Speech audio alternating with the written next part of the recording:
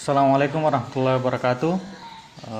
Hari ini kita akan melakukan praktikum pertama, tapi sebelum masuk ke materi, saya akan menjelaskan dulu materi-materi apa saja yang akan kita pelajari selama 4 pertemuan. Di pertemuan pertama kita akan bahas tentang DDL dasar, pertemuan kedua tentang DML dasar, pertemuan ketiga SQL join, pertemuan keempat tentang subquery. Baik, kita akan masuk ke materi pertama pada pertemuan pertama ini, yaitu materinya tentang DDL dasar. DDL dasar pada DBMS MySQL bisa kita lakukan dengan beberapa sintaks, yaitu create database, create table, alter table, rename table, drop table, dan terakhir drop database. Yang pertama, create database. Create database digunakan untuk membuat database pada DBMS MySQL. Sintaksnya adalah create database, kemudian tuliskan apa nama databasenya, dilanjutkan dengan tanda titik koma. Baik, langsung saja saya contohkan. Jadi silakan dibuka MySQL command line-nya, ada di start menu, kemudian pilih MySQL. Pilih MySQL command line client. Setelah terbuka nanti tampilannya akan seperti ini. Kita akan memasukkan password rootnya. Ya, password root ini diatur pada saat penginstalan MySQL. Jadi tampilannya setelah masuk ke dalam MySQL seperti ini. Untuk membuat database, misalkan kita ingin membuat database dengan nama database akademik. Langsung saja tuliskan create database academic, kemudian titik koma. Muncul pesan query OK, one row affected. Ini artinya databasenya sudah di create. Setelah di create, kita masuk ke dalam databasenya menggunakan perintah use. Kemudian apa nama databasenya? Use academic, titik koma. Database change artinya sudah masuk ke dalam base data akademik.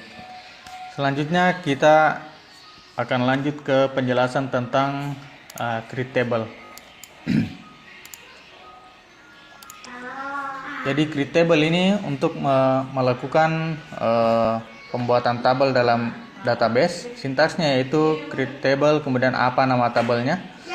Untuk ketentuan nama tabel seperti ketentuan pada saat kita menuliskan nama variabel di pemrograman yang ada, ya. Seperti tidak boleh ada spasi, kemudian tidak boleh diawali dengan angka, tidak boleh menggunakan keyword atau perintah-perintah atau instruksi-instruksi yang ada pada DBMS MySQL.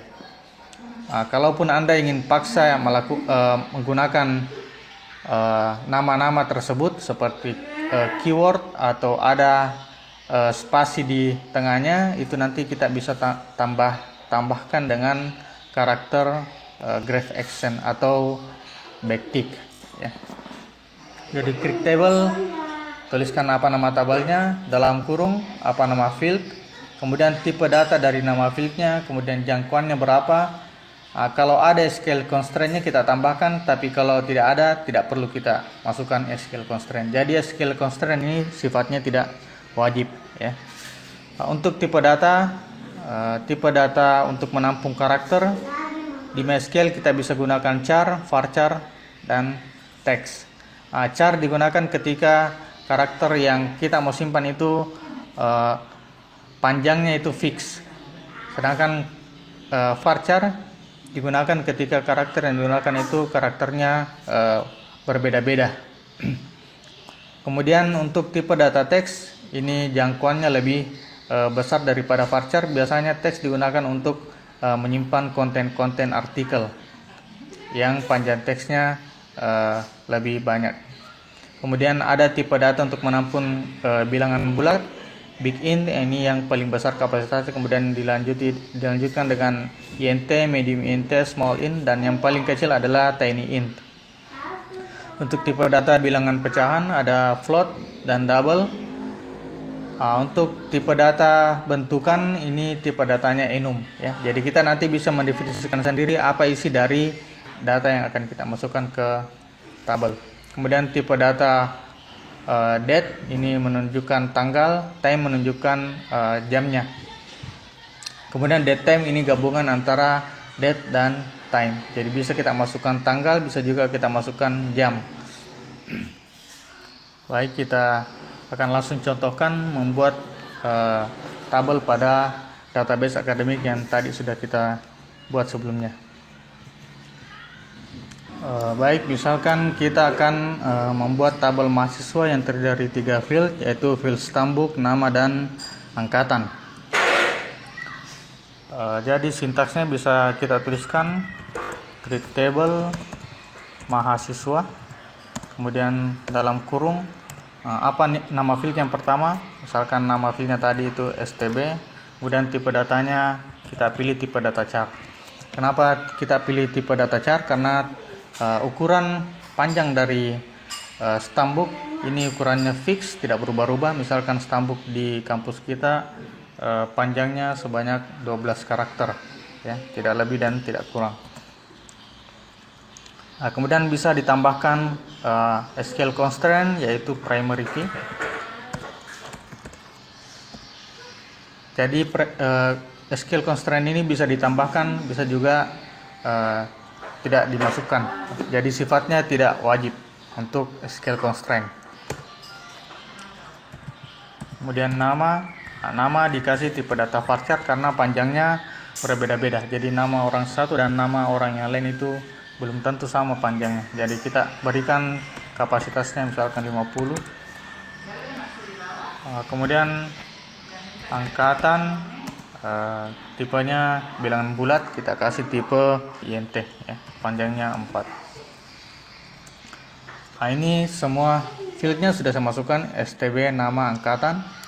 Kemudian balas tutup kurung titik koma, ya. Tabelnya sudah tercreate dengan baik. Untuk menampilkan tabel yang sudah kita create, bisa menuliskan sintaks show tables. Jadi di sini muncul tabel pada database akademik, yaitu baru satu, yaitu adalah tabel mahasiswa. Jika kita ingin menampilkan struktur dari tabel mahasiswa, bisa dituliskan sintaksnya dash, kemudian apa nama tabelnya, mahasiswa, titik koma. Di sini akan ditampilkan kembali oleh LMS MySQL struktur dari tabel mahasiswa. Jadi STB-nya tipenya char, nama varchar, angkatan INT, yang jadi primary key adalah STB. Baik, kita lanjut ke SQL constraint. Jadi selain primary key ada beberapa SQL constraint yang digunakan. Jadi manfaat dari SQL constraint ini untuk menentukan aturan data yang terdapat pada sebuah tabel.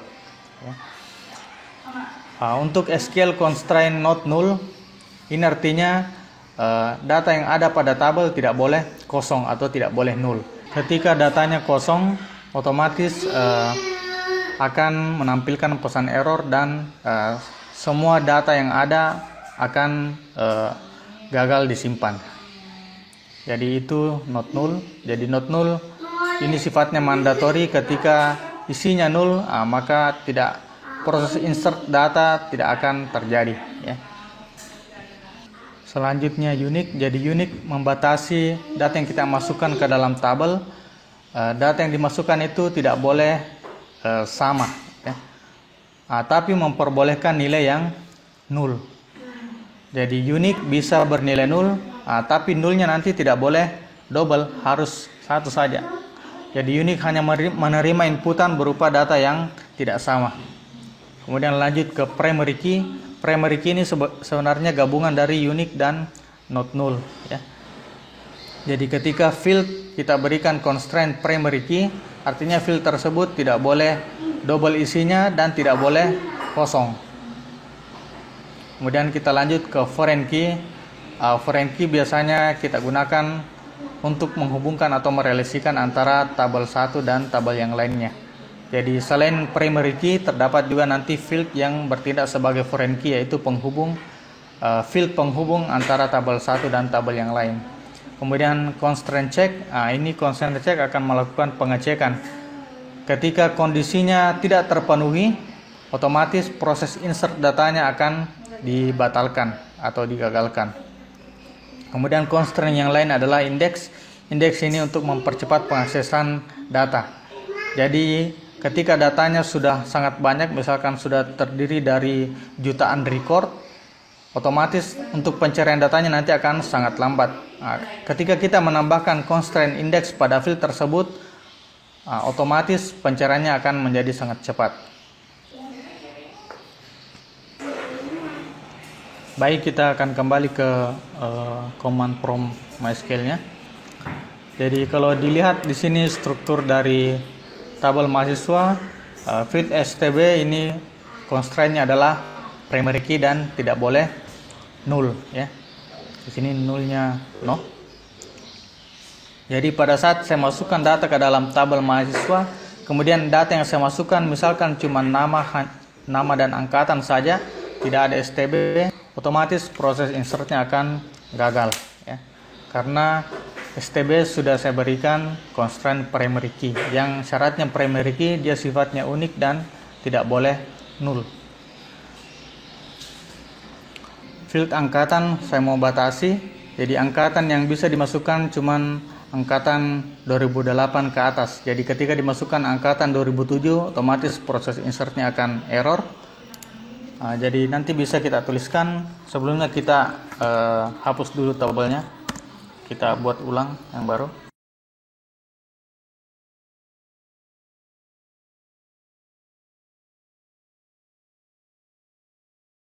Saat semua field sudah kita definisikan seperti ini, tambahkan koma, kemudian tuliskan sintak check dalam kurung apa kondisinya, ya. Jadi misalkan angkatan yang diterima cuma angkatan 2008 ke atas, bisa kita tuliskan check angkatan lebih besar sama dengan 2008. Oke. Nah, ini tabelnya sudah jadi. Kita tampilkan struktur tabelnya. Ketika kita masukkan data, DBMS MySQL akan melakukan pengecekan apakah angkatannya ini lebih besar dari sama dengan 2008 atau tidak. Ketika tidak memenuhi, maka proses insert tidak akan terjadi, ya. Misalkan saya masukkan data insert itu mahasiswa, values. Nah, ini masih bisa terinsert, ya. Sekarang misalkan saya coba masukkan angkatannya 2006. Nah, di sini tampil pesan error. Nah, karena ada pengecekan constraint bahwa angkatan yang bisa dimasukkan hanya angkatan 2008 ke atas. Jadi itu fungsi dari constraint check. Selanjutnya constraint foreign key. Jadi misalkan sudah terdiri dari dua tabel dan kedua tabel ini ingin kita hubungkan, itu nanti bisa menggunakan constraint foreign key. Untuk constraint foreign key, sintaksnya seperti ini. Jadi setelah kita definisikan semua field-fieldnya, nah kemudian dilanjutkan sintaks constraint, apa nama foreign key-nya atau nama constraint-nya, kemudian foreign key, nama fieldnya, nama field yang menghubungkan antara tabel satu dan tabel yang lain, kemudian references, nama tabel referensinya dia tabel kemana dihubungkan, kemudian apa nama field pada tabel tersebut. Dilanjutkan dengan event sama action. Pada bagian event action, event adalah operasi-operasi yang kita lakukan pada tabel referensinya. Operasinya itu ada dua, on delete dan on update, ya. On delete dan on update. Untuk actionnya ada 4, restrict, no action, cascade, dan set null. Jadi eventnya bisa nanti dipasangkan dengan salah satu action yang ada di bawah ini. Ketika kita berikan action restrict, berarti semua operasi yang dilakukan akan tidak diperbolehkan, apakah itu delete atau update. Kemudian no action, ketika kita berikan action no action artinya jika diberikan operasi delete atau update pada tabel referensi itu akan tidak mempengaruhi data pada tabel yang mereferensikan. Kemudian cascade. Cascade ini tabel yang mereferensikan akan mengikut pada tabel referensinya. Jadi jika diberikan event action on delete cascade artinya ketika data pada tabel referensi dihapus, maka tabel yang mereferensikan juga datanya ikut terhapus. Itu artinya cascade. Begitu juga dengan update. Kalau kita berikan on update cascade artinya kalau data di tabel referensinya kita ubah, otomatis tabel yang mereferensikan datanya juga ikut berubah. Kemudian set null, kalau dia melakukan event on delete set null artinya pada saat tabel referensinya kita lakukan penghapusan data, maka nilai dari field foreign key tersebut akan berubah jadi null pada tabel yang mereferensikan. Misalkan seperti ini. Jadi tabel yang menjadi tabel referensi adalah tabel mahasiswa dan tabel yang memiliki foreign key adalah tabel nilai. Di sini foreign key adalah field STB. Jadi field STB merupakan field yang menghubungkan antara tabel nilai dan tabel mahasiswa. Dia bertindak sebagai foreign key. Kalau kita set action sama eventnya menjadi misalkan on delete restrict, jadi pada saat dilakukan delete pada tabel referensi yang mana di sini adalah tabel mahasiswa, misalkan kita mau hapus stambuknya 0001, kalau event actionnya di situ on delete restrict, maka itu akan tidak bisa terlaksana, ya. Karena kita berikan actionnya restrict, artinya tidak diperbolehkan. Kenapa tidak diperbolehkan? Karena tabel yang mereferensikan memiliki data yang ada pada tabel referensi. Kecuali kalau kita mau hapus datanya Sri, kebetulan Sri ini stambuknya 004 dan 004 tidak ada pada tabel nilai,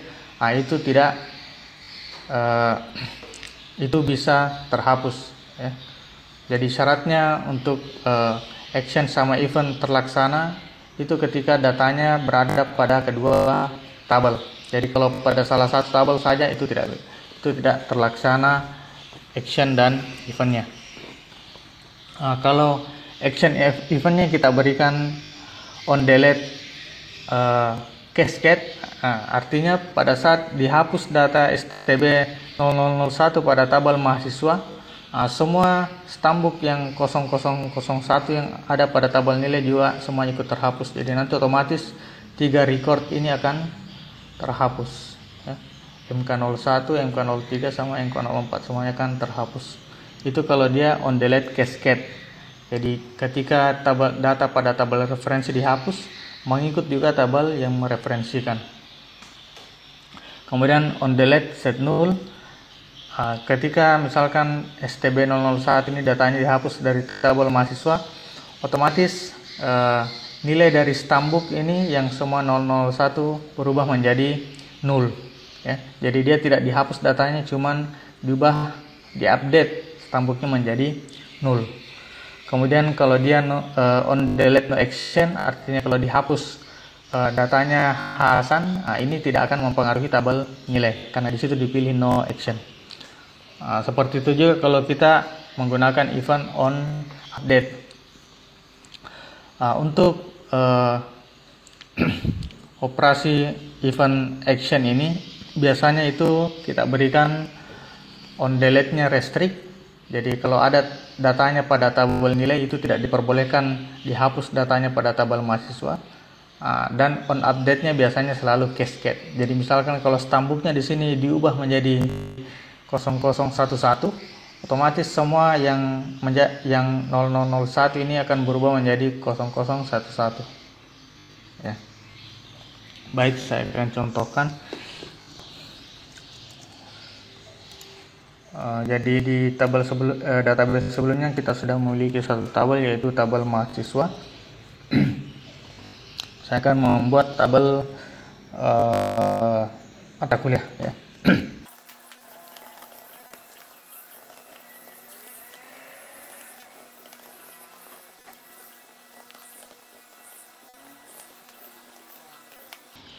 Wah, baik, ini sudah kita buat tabel mata kuliahnya. Tabel mata kuliah ada 4 field: kode mata kuliah, nama mata kuliah, SKS, dan semester. Misalkan seperti ini. Kemudian kita buat tabel nilai. Tapi sebelumnya kita perlihatkan dulu struktur dari tabel mahasiswa dan tabel nilai. Bukan tabel ini, tabel mata kuliah.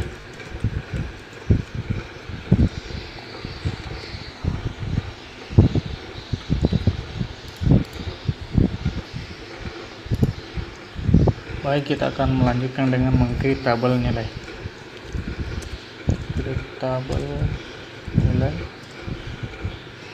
Pada tabel nilai tadi ada 3 field: stambuk, kode mata kuliah, dan nilai. Untuk field stambuk, pada saat kita definisikan stambuknya itu spesifikasinya harus sama dengan tabel yang menjadi tabel referensi. Jadi di sini STB harus kita ikuti juga tipenya char. Jadi tipe yang ada di sini harus kompatibel dengan tabel yang mereferensikan. Stambuk, kode mata kuliah. Kode mata kuliah tipe ini juga harus sama, char 5. Kemudian field nilai kita berikan saja char 2 yang menjadi primary key. Itu gabungan antara stambuk dan kode mata kuliah.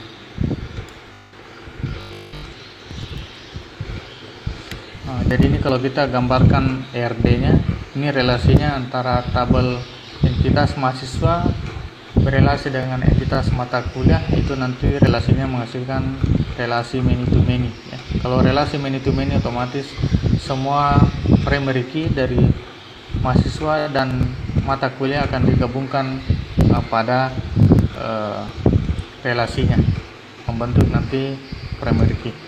Jadi primary key-nya adalah gabungan dari stambuk dan kode mata kuliah. Ini definisi tabelnya secara umum sudah kita buat. Sekarang kita buat definisi dari foreign key-nya ya. Jadi tuliskan dulu constraint, apa nama foreign key-nya. Foreign key, nama field, reference, nama tabel referensi, kemudian nama field, event, dan action. Jadi constraint, misalkan nama foreign key-nya FK STB. Jadi setelah constraint kita tuliskan foreign key. Yang menjadi foreign key adalah field STB. Setelah itu tuliskan references. Tabel referensinya adalah tabel dari tabel mahasiswa.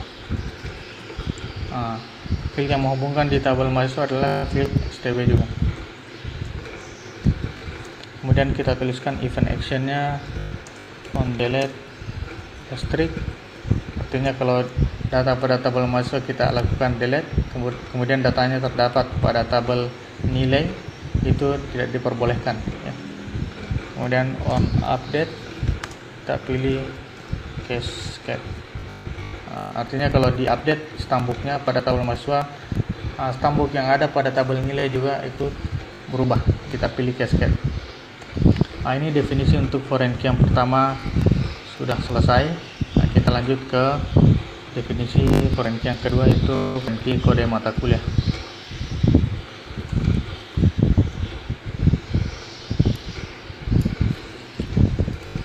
Constraint FK KDMK.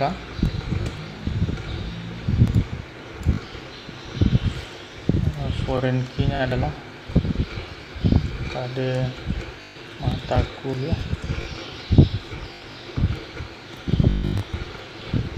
References-nya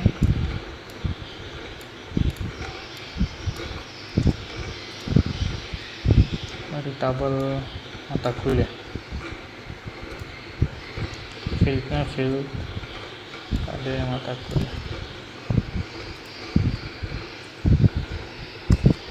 Kita ikuti saja action sama eventnya yang pertama tadi. Oke. titik koma. Nah, ini tabelnya sudah dibuat. Nah, jadi untuk mendefinisikan foreign key seperti ini, ya. Nah, tabel yang mereferensikan tabel referensi ketika melakukan insert data yang tidak ada pada tabel referensinya itu juga tidak bisa, ya. Jadi misalkan saya lakukan insert into nilai, misalkan saya buat sembarang di sini stambuknya, misalkan stambuknya 1 2 3 4, stambuk 1 2 3 4 ini tidak ada pada tabel mahasiswa. Kemudian kode MK nya juga saya sembarang masukkan 111, nilainya misalkan A-. Nah, ini juga tidak bisa dilakukan insert, ya.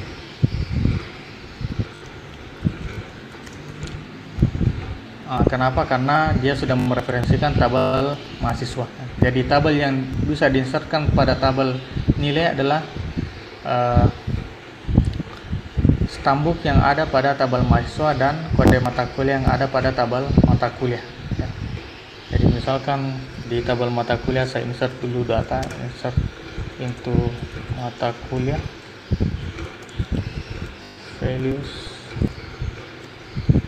K001.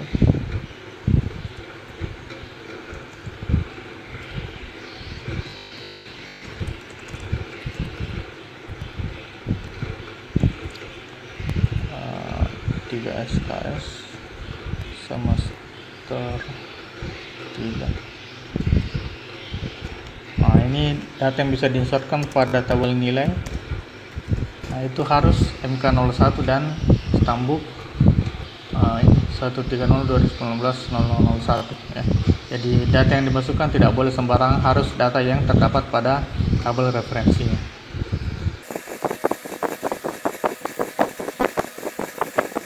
Datanya berhasil kita tampilkan datanya.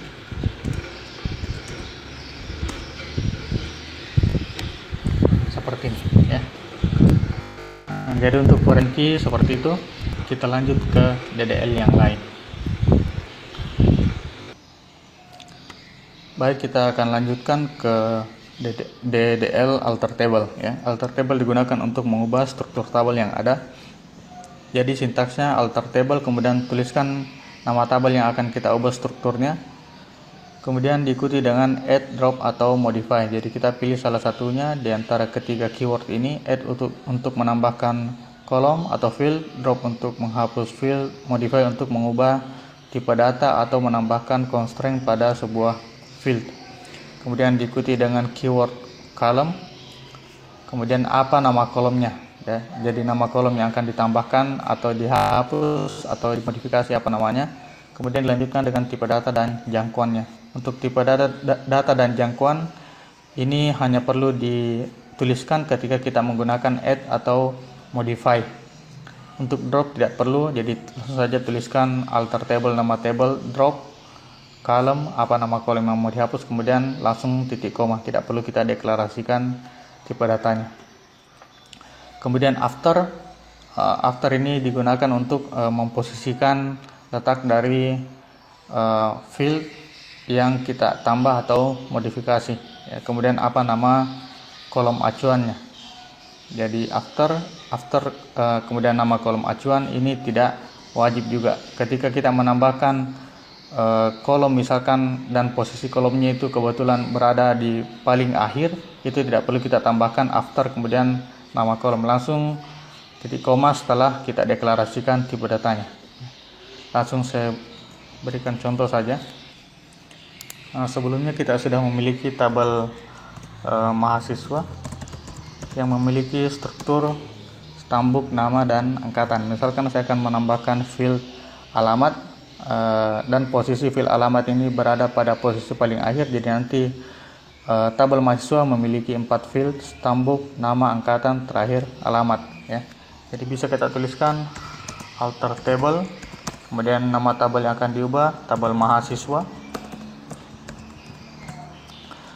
Kita akan menambahkan kolom, perintahnya add column, kemudian nama kolomnya adalah yang akan ditambahkan adalah alamat. misalkan tipe data dari alamat varchar kapasitasnya 50 ya. Untuk after kemudian nama kolom acuan tidak perlu kita tuliskan karena posisi dari field alamat ini kita tempatkan pada posisi paling akhir ya. Nah, ini strukturnya sudah berubah. Jadi kalau kita perlihatkan lagi struktur dari tabel mahasiswa, field alamat sudah ada. Nah, misalkan kita akan menambahkan lagi satu field yaitu field telepon, tapi posisinya kita letakkan berada di antara field angkatan dan alamat. Jadi nanti struktur tabel mahasiswa STB nama angkatan, telepon, kemudian alamat. Sintaksnya bisa kita tuliskan alter tabel mahasiswa add column, nama kolomnya telepon, tipenya varchar 15. Karena kita mau tempatkan di antara angkatan dan alamat, jadi bisa dituliskan after angkatan.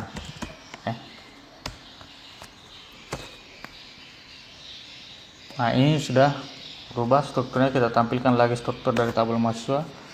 Nah, ini field telepon sudah bertambah. Nah, jadi seperti itu cara untuk menambahkan kolom pada tabel mahasiswa. Nah, dari sini timbul pertanyaan, bagaimana kalau misalkan kita ingin menambahkan kolom tapi posisi kolomnya berada pada posisi paling atas ya. Karena tidak mungkin kita tuliskan after STB. Kalau kita tuliskan after STB, itu nanti kolom yang baru berada pada posisi antara STB dan nama ya. Jadi misalkan saya akan menambahkan lagi satu kolom, namanya kolom ID. Kolom ID ini berada pada posisi paling atas. Bisa kita tuliskan alter table mahasiswa add column ID, misalkan tipenya char 4. Nah, di sini kita tidak tuliskan after STB karena bukan kita mau tempatkan di antara STB dan nama, tapi sebelum STB ya. Jadi posisi paling awal kita tambahkan keywordnya adalah first, seperti itu. Jadi cukup menuliskan keyword first saja. Nah, ini strukturnya sudah berubah. Kalau kita tampilkan strukturnya tabel mahasiswa seperti ini. Jadi ID berada pada posisi paling atas ya. Nah, kita contohkan lagi dengan menghapus kolom. Misalkan saya ingin menghapus lagi kolom ID yang sudah kita tambahkan tadi. Sintaksnya alter table mahasiswa drop column ID ya, cukup seperti itu saja, kemudian tekan enter. Nah, ini kolom ID nya sudah dihilangkan. Saya tampilkan lagi deskripsi dari tabel mahasiswa. Nah, field ID sudah terhapus. Jadi seperti itu untuk alter table. Kita lanjut ke DDL selanjutnya, yaitu rename table. Jadi rename table ini tidak terlalu susah dan fungsinya juga tidak terlalu rumit ya. Jadi untuk mengubah nama tabel kita pakai fungsi rename table. Rename table nama tabel lama to nama tabel baru ya. Jadi misalkan tabel mahasiswa saya ingin ganti namanya menjadi TBMHS, bisa kita tuliskan rename table mahasiswa to TBMHS. Nah, ini nama tabel mahasiswanya sudah berubah. Jadi kalau saya tampilkan lagi deskripsi dari tabel mahasiswa, pasti hasilnya error karena tidak ditemukan tabel mahasiswa. Yang ada adalah tabel TBMHS. Ya, seperti itu. Kalau kita tampilkan semua tabel yang ada pada database yang kita buat, show tables. Nah, ini tabel mahasiswa tadi berubah jadi TBMHS. Nah, kita kembalikan lagi menjadi tabel mahasiswa.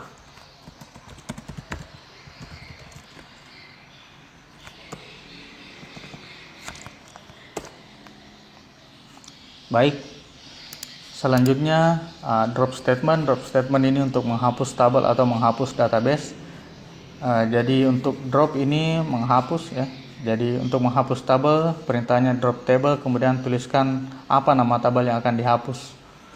Untuk menghapus database, drop database, kemudian tuliskan nama databasenya. Jadi seperti itu untuk DDL dasar pada MySQL. Adapun DDL lanjutan seperti membuat function, prosedur, view, itu nanti akan kita pelajari pada mata kuliah basis data 2. Terima kasih.